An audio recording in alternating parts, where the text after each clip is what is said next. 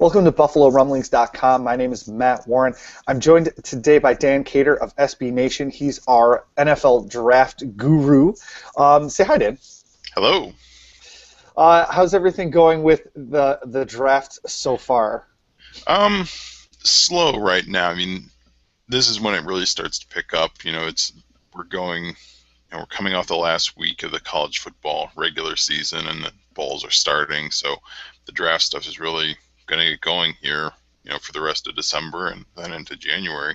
hmm We're here to talk quarterbacks today because Kyle Orton and EJ Manuel have pretty much proven that they aren't the answer in Buffalo. Yeah. Um, Is there a franchise quarterback in the draft? Mel Kiper, I think, was the one that said earlier this month that there wasn't a franchise quarterback in the draft. Do you agree with that?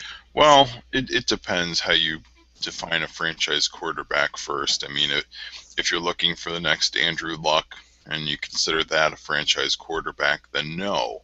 But if you're looking for a quarterback who's going to be very good and a good starter and maybe lead your team to the playoffs, like say Andy Dalton caliber kind of player, and I don't necessarily think that's a bad thing.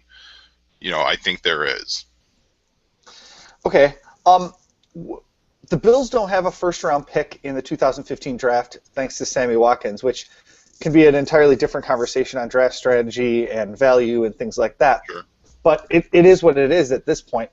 What quarterbacks from the list of your top 20 that you posted on SBNation.com can we eliminate and realistically think are going to go in the first round and should really be off Bills fans' radar? Right. Yeah, you can definitely eliminate Marcus Mariota of Oregon and probably Jameis Winston of Florida State. I only say probably with Jameis Winston only because we don't know exactly what might else come out about his off-field issues. So I think he'll be a top 10 pick. He has the talent to be a top 10 pick, but I wouldn't be shocked if he slides in the draft a little bit. But I think those two are going to be gone for sure, and quite honestly, I think that's it. Okay, and so that leaves the top-ranked quarterback on your board as Connor Cook from Michigan State. And then we've got Brett Hundley from UCLA, Sean Mannion from Oregon State, Trayvon Boykin from TCU. Which one of those guys, or how many of those guys do you see going in, say, the second round area where the Bills might be able to pick them with their first pick of the draft? Right. Well, two of those guys, Cook and Boykin, they're juniors, and both might go back to school. The January 15th is the underclassmen deadline, so I kind of have those guys in by default for now. And Cook is already leaning towards staying in school from what I know. I think he would be a very good pick. He could be a first rounder possibly. He's a bigger player. I think he's 6'4", 220 pounds. So someone like that I think would be good. Boykin I think is also leaning toward going back to TCU. We'll see what he does in their bowl game, but he's a good player. Mannion, he's fine. I mean, it's a bad quarterback class basically. Mannion I don't think is a second round pick. Who else did we mention in there? Brett Hundley. Yeah, another junior, right? Yeah, he's a junior. But he's going to go pro. So he's going to stay in there. He has really good tools, but his accuracy is pretty bad. His pocket presence is pretty bad. I think at best he's Ryan Tannehill.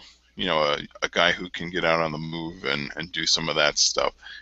If I'm the Bills and I absolutely want a quarterback with that second round pick, start reading a lot about Brett Hundley and decide if you like him or if he makes you want to jump off a bridge. Well, speaking of that particular metaphor, that's where a lot of Bills fans are with the quarterback situation. Sure. And for you to say that it's a terrible quarterback class, what makes it such a bad class?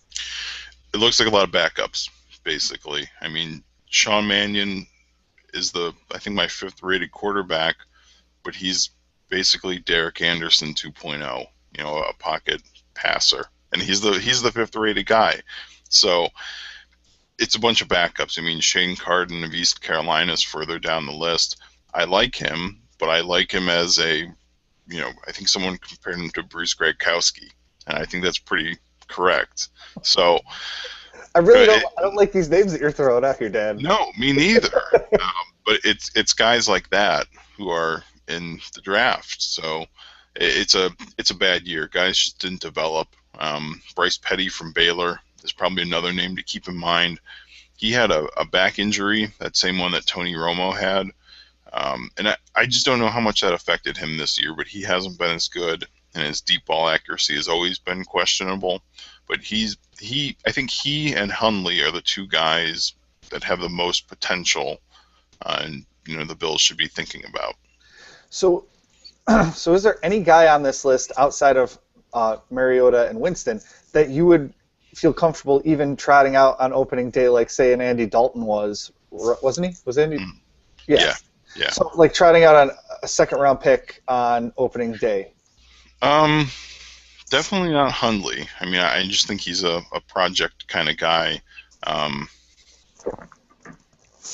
don't know. I mean, Mannion, I guess maybe, but his potential to be good is just really limited.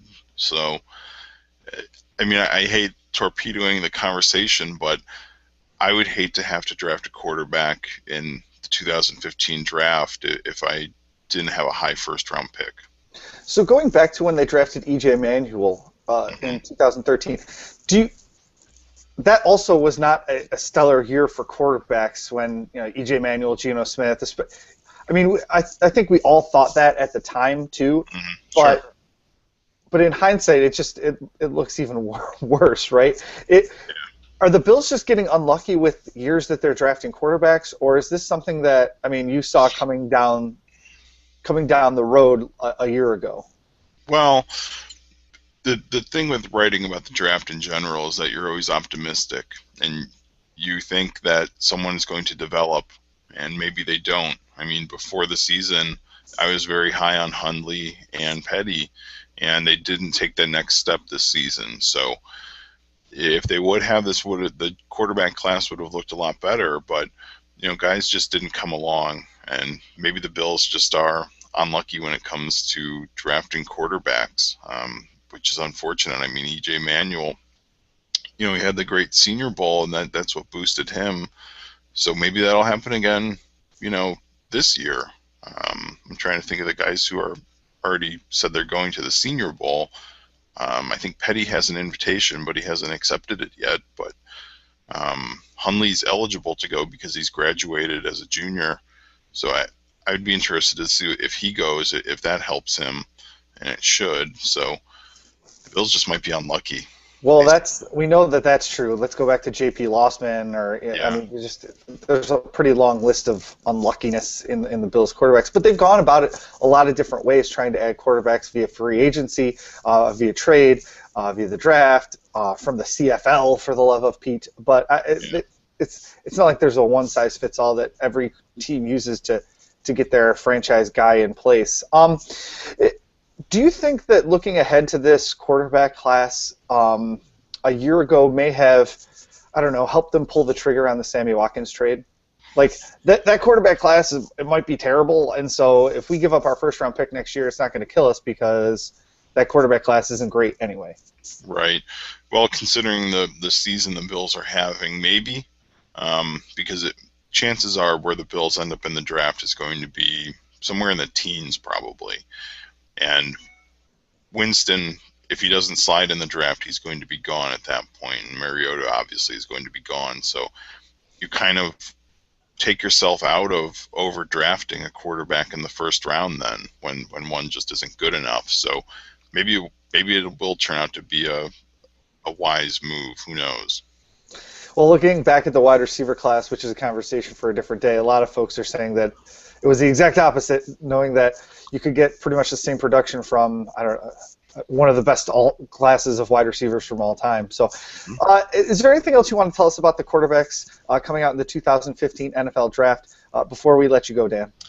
I would just say see what these guys do in the All-Star games. I think the Senior Bowl is the third week of January. I think I'm going to be down there, so I'll be keeping an eye on those guys and see who develops there. And we've seen it before. I mean, Christian Ponder went down there and became a first-round pick, and he's since turned into. And look how that turned out. Right. So, you know, maybe a miracle can be worked at the Senior Bowl or the Shrine Game. But yeah, has that worked? Has that worked out for a quarterback where they go in kind of middling and then they go into one of those all-star games, they have a great week, a team drafts them high, and then they develop into a franchise quarterback that people didn't think could happen? Off the top of my head, I can't think of one other than Phillip Rivers, but he was already pretty good going into the Senior Bowl. So, and that was, 2004, and that's like ages ago. So that's a long time ago, huh? Yeah, study up on free agent quarterbacks, Bills fans. Colt McCoy, Mark Sanchez, Brian Hoyer. Come on. There you go. Hey, Brian Hoyer's been all right sometimes. I don't even know what to say anymore. All right, well. You're welcome. I was going to say, so Dan's message for the All-Star games are don't jump off a bridge yet, but then he says to look at free agency for quarterbacks, and that's right. That makes you pretty much want to jump off a bridge. Anyway, so that's where we're at, Bills fans. Thanks for watching. I've been Matt Warren with Dan Kadar from SBNation.com.